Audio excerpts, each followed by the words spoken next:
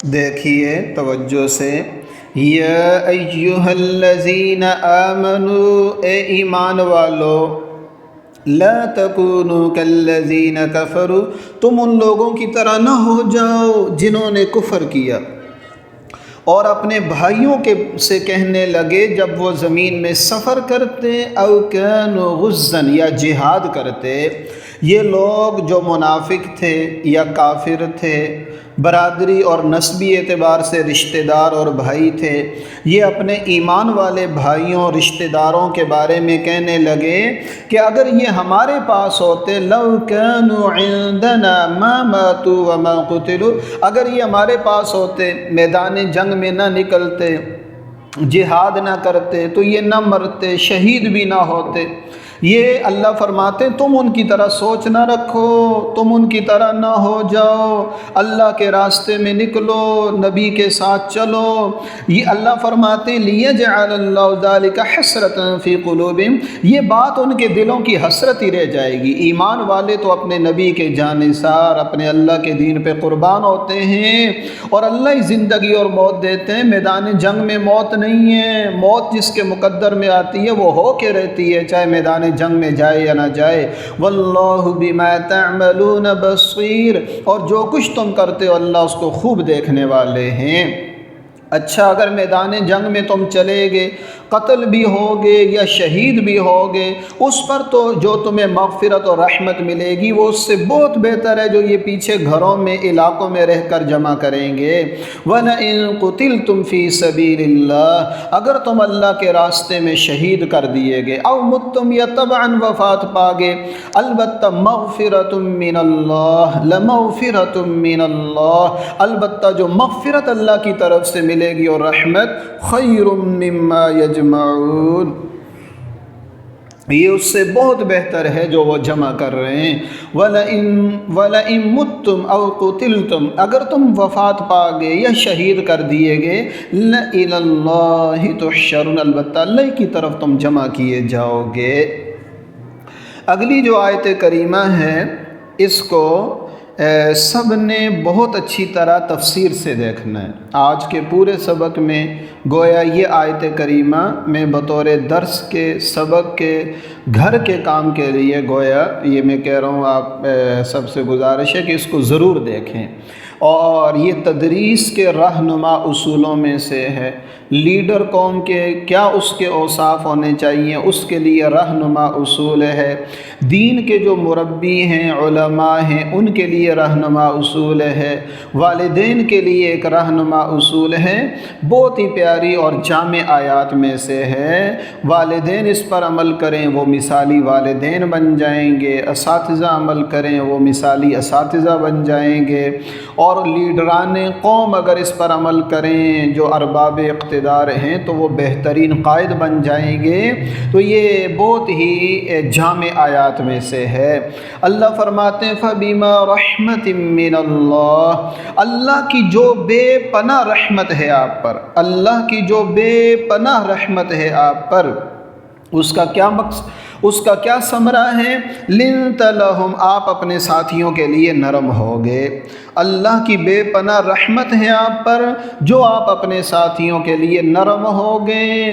وَلَوْ كُنْتَ فَظًّا، اگر آپ سخت زبان ہوتے، غلیظ القلب، سخت دل ہوتے، لَانفَضُّوا مِنْ حَوْلِكَ، تو یہ آپ کے ارد گرد سے چلے جاتے۔ ان سے کبھی بظاہر غلطی کا صدور بھی ہوگا، جیسے احد کے موقع پر ہوا، کبھی طبعی بشری تقاضے کے تحت ہوگا۔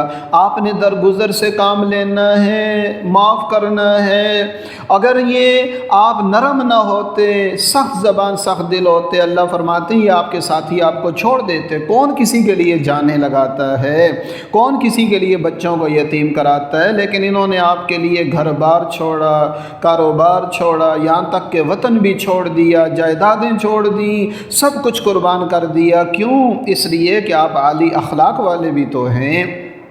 تو انسان کی زبان بھی نرم ہو، دل بھی نرم ہو، یہ ضروری ہے ہر مرشد، ہر بڑے کے لیے، کہ نہ زبان کا سخت ہو اور نہ دل کا سخت ہو۔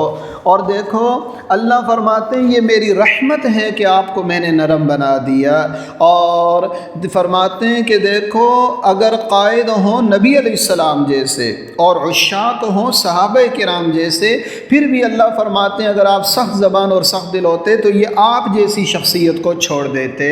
اگر میں اور آپ سخت زبان سخت دل ہوں گے تو ہمارے قریب کون آئے گا؟ وہ تو اللہ کے محبوب تھے۔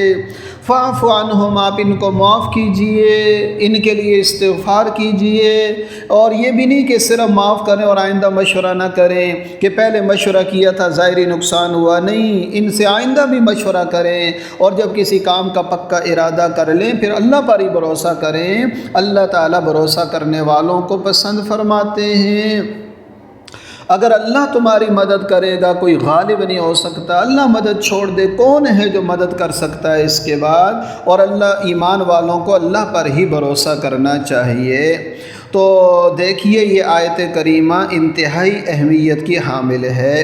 پہلی بات تو یہ فرمائی چھوٹی موٹی اپنے عزیزوں کی اور ماتحتوں کی اور اولاد کی اور طلبہ کی ہر بات پہ ہر وقت ٹوکنا یہ بھی مناسب نہیں، درگزر سے کام لیں، اور پھر ان کے لیے استغفار بھی کریں، اور نمبر 3 ان کو اپنے مشورے میں شریک بھی کریں۔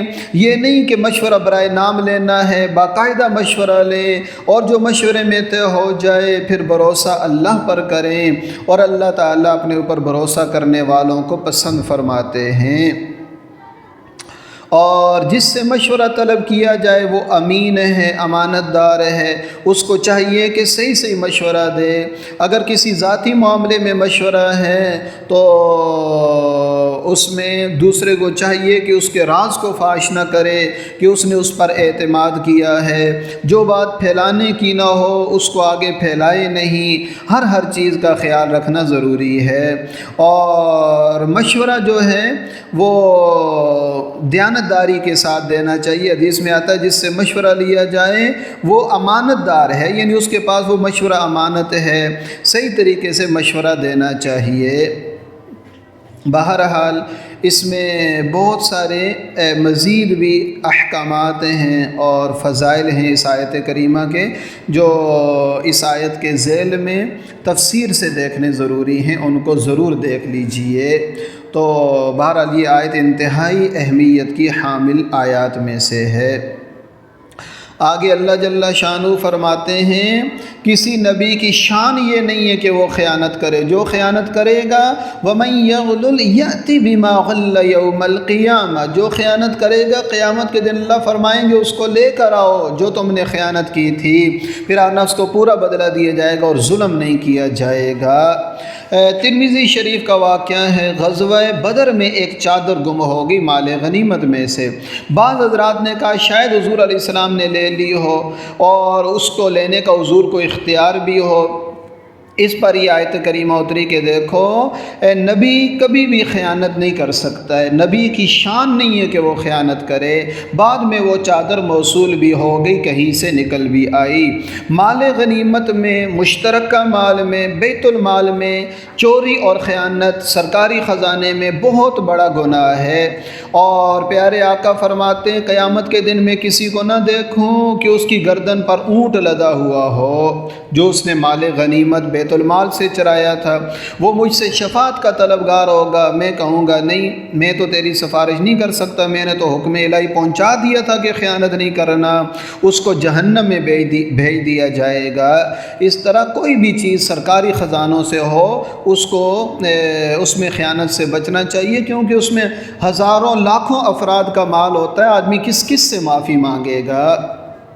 بھلا وہ شخص افمن اتبع رضوان اللہ، جس نے اللہ کی مرضیات کی پیروی کی، اللہ کی خوشنودی کی پیروی کی، کمن باء بسخط من اللہ، وہ اس کی طرح ہو سکتا ہے جو اللہ کا غصہ لے کر لوٹا اور اس کا ٹھکانہ جہنم اور بہت برا ٹھکانہ ہے۔ یہ لوگ ہیں جن کے درجات ہیں اللہ کے ہاں اور اللہ خوب جانتے ہیں جو وہ کرتے ہیں۔ البتہ تحقیق اللہ نے بہت بڑا احسان فرمایا، من وہ احسان جس کا انسان احسان بدلہ چکا ہی نہ سکے۔ ویسے تو فرمایا حل جزاء الاحسان الا الاحسان، احسان کا بدلہ احسان ہے، من اس احسان کو کہتے ہیں کہ دوسرا آدمی اس کا بدلہ چکا ہی نہ سکے۔ اللہ فرماتے ہیں میرا بہت بڑا احسان ہے تم پر، ایمان والوں پر، کہ ایک رسول ان میں بھیج دیے اور وہ ان پر ہماری آیتیں پڑھ پڑھ کے سناتے ہیں، ان کے دلوں کا تزکیہ کرتے ہیں، ان کو کتاب اور حکمت کی تعلیم دیتے ہیں، اگرچہ اس سے پہلے یہ کھلی گمراہی میں تھے۔ یہ آیت مبارکہ ایک مرتبہ دو مرتبہ اس سے پہلے پارے کے اندر بھی یہ آیت کریمہ گزر گئی ہے، اور وہاں بھی ہم نے قدرے تفصیل سے اس پر اللہ کے فضل سے روشنی ڈالی تھی۔ تو ایک تو سورہ بقرہ میں پارہ نمبر 1 میں یہ آیت گزری ہے، 129 نمبر آیت ہے، اور پھر یہی آیت کریمہ دوبارہ پارہ نمبر 2 کے اندر بھی گزری ہے، 151 نمبر آیت ہے، اور یہی آیت کریمہ آج بھی دوبارہ یہاں پر آ گئی ہے۔